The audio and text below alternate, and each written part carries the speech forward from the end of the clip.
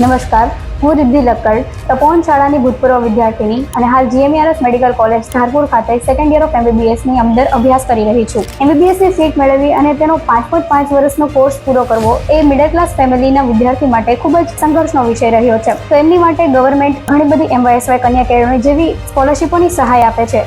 મને MYSY અને કન્યા કેળવણી બંને સ્કોલરશિપો મળે છે, જેનાથી હું ફ્રી ઓફ કોસ્ટની અંદર MBBSનો અભ્યાસ પૂર્ણ કરી રહી છું. આ વાત રહી ફીની. હવે વાત કરીએ મહેનતની, તો એ મને તપોવન શાળા તરફથી મળી છે.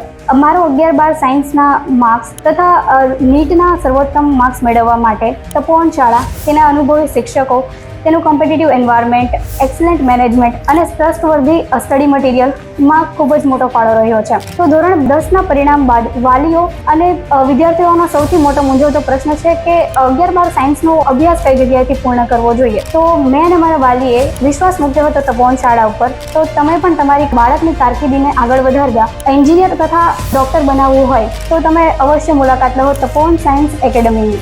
ધન્યવાદ.